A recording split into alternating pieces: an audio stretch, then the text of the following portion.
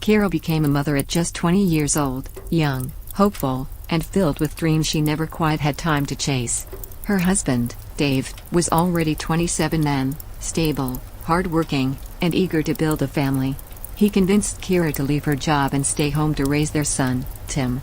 She agreed, trusting it was the right thing to do. As the years passed, the rhythm of their lives settled into a routine. Dave worked long hours in construction, and Kira took care of the home.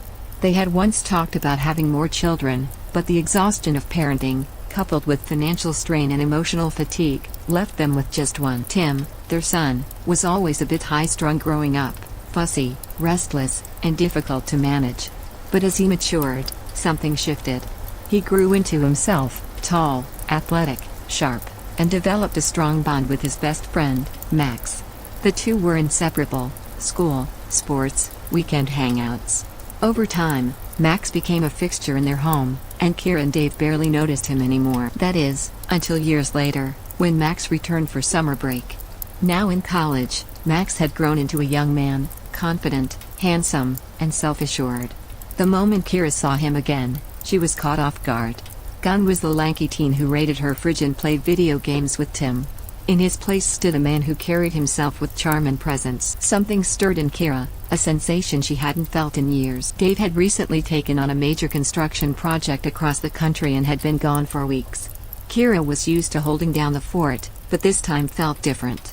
The house was quiet, her days repetitive, and her conversations with Dave had become brief check-ins rather than heartfelt exchanges. So when Max began stopping by more often, sometimes with Tim, sometimes alone, Kira felt herself drawn in. She told herself it was just curiosity, maybe nostalgia. But each time she caught a glimpse of Max's smile, each accidental brush of his arm, it became harder to deny what she was feeling. Max, too, seemed different around her, more attentive, more aware. She never planned to cross a line. But deep down, she sensed that something was already shifting, that this summer would be unlike any other. And in the quiet spaces between her guilt and her longing, the boundaries she once swore she'd never cross began to blur. As the summer heat settled over the neighborhood, the atmosphere inside Kira's home became heavier, not from the weather, but from something far more subtle and dangerous: temptation. Max's return had disrupted more than just the quiet of her empty afternoons. Every time he visited, his presence lingered long after he left. Kira found herself replaying conversations, recalling how his smile lingered a little too long, or how his glance flickered briefly toward her before settling back into friendly banter with Tim. Max had grown into a man, and Kira couldn't ignore it. While Tim remained occupied with his summer job and video games, Kira found herself more aware of Max than ever before. His athletic frame, the way he moved with ease and confidence, all of it reminded her how long it had been since someone had looked at her that way. Dave was still calling whenever he could from his out-of-state job site, apologizing for being gone so long, promising that the money he was making would secure their future.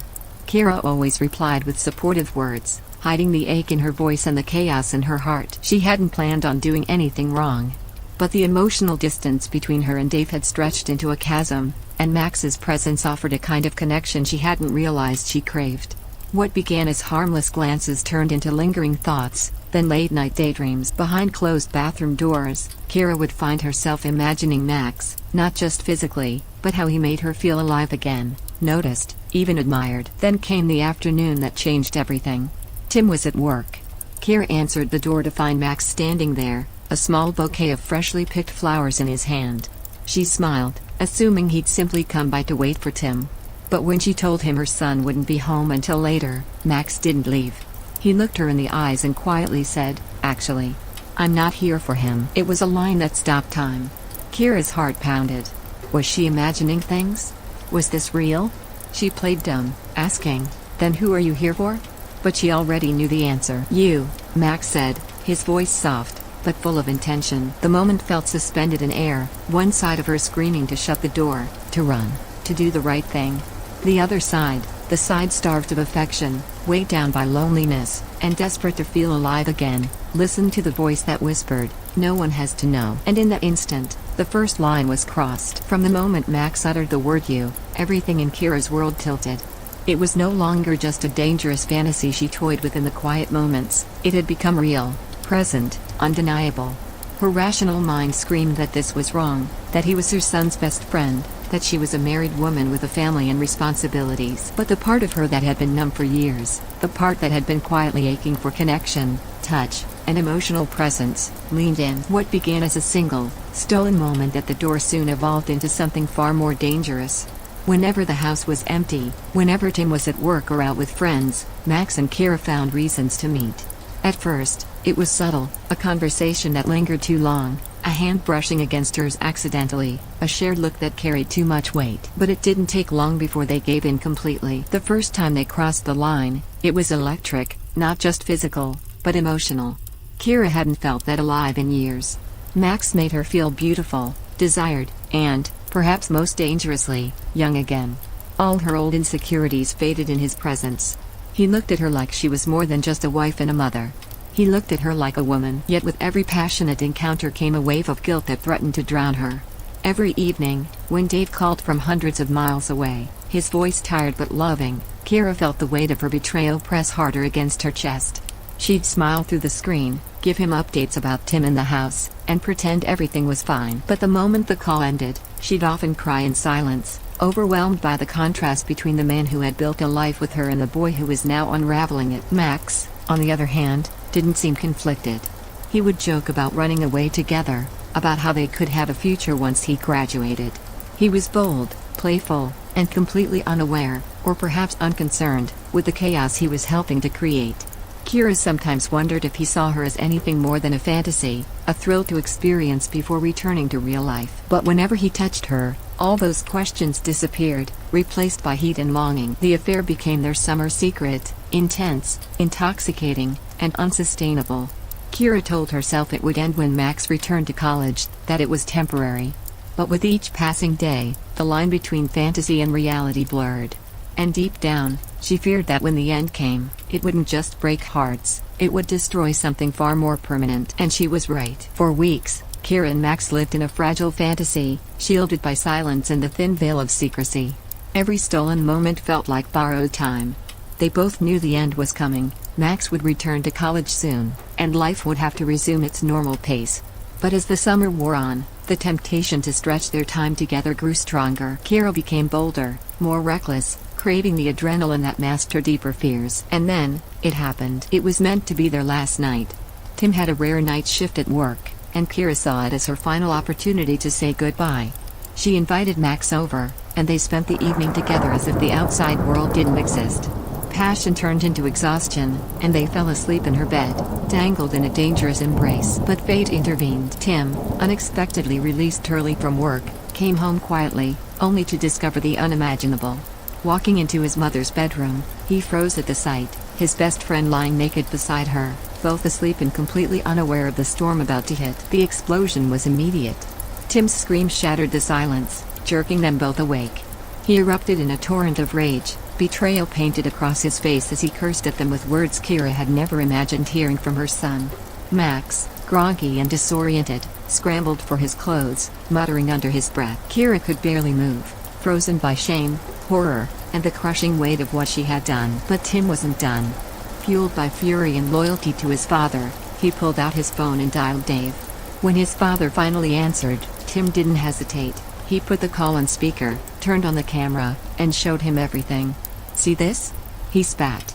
"This is what Mom's been doing while you were breaking your back for us." There was no taking it back. No lie to cover the truth. Dave was silent on the other end, the shock too deep for words. After that, Tim walked out, packed a bag, went to his girlfriend's place, and completely cut off contact with Kira. He didn't answer her calls, didn't return her texts.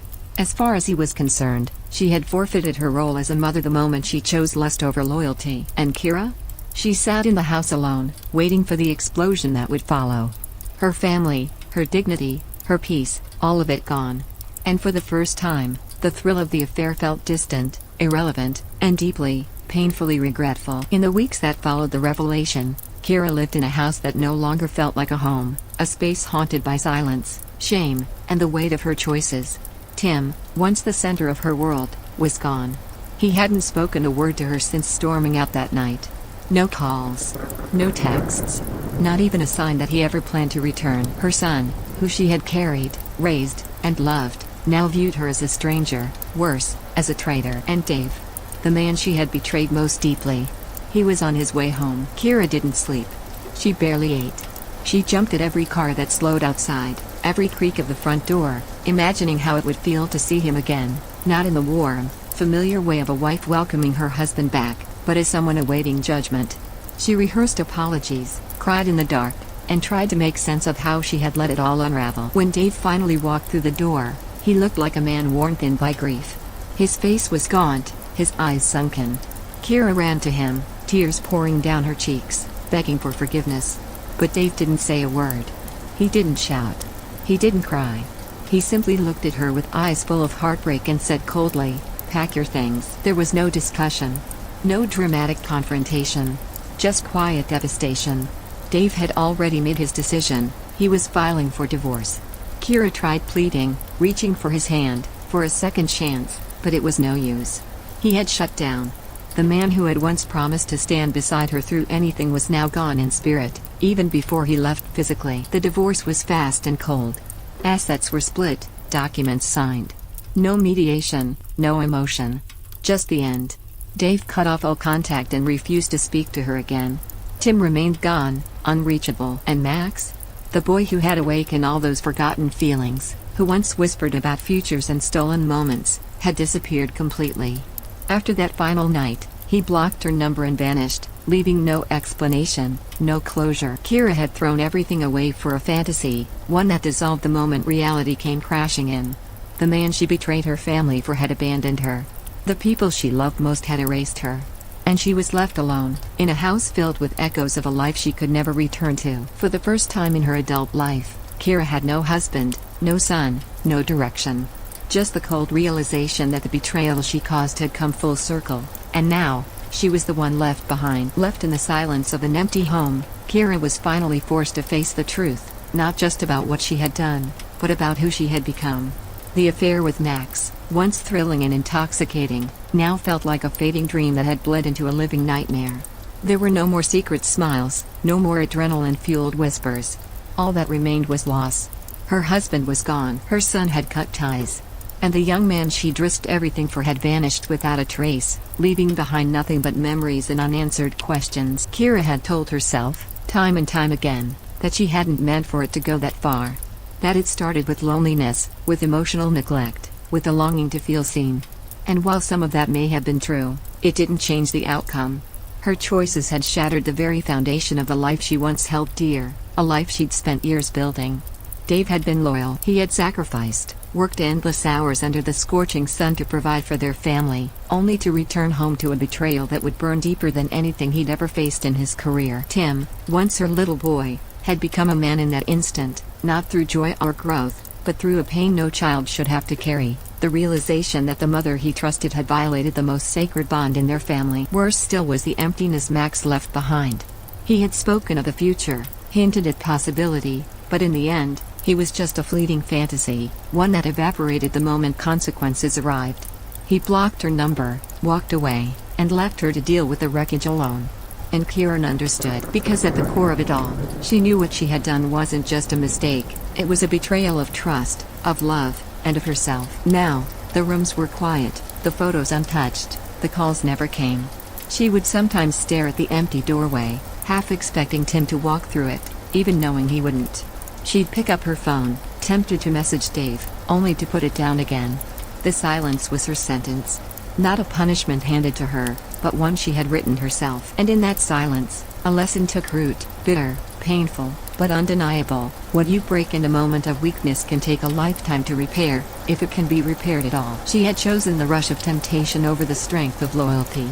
And now, she would live with the fallout, not as a villain, not as a victim, but as a woman who learned too late that the most dangerous betrayals are the ones you commit against yourself. In the quiet aftermath of destruction, Kira came to understand something few people ever admit to themselves. Sometimes, you don't just lose others, you lose yourself.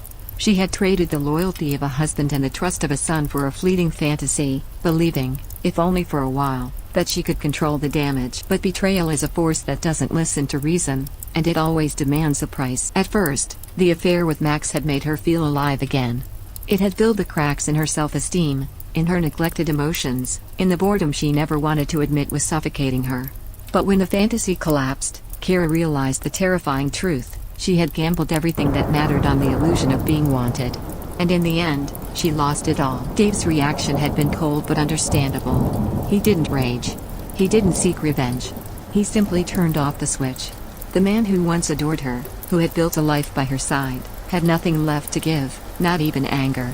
That indifference, that final silence, hurt more than screaming ever could.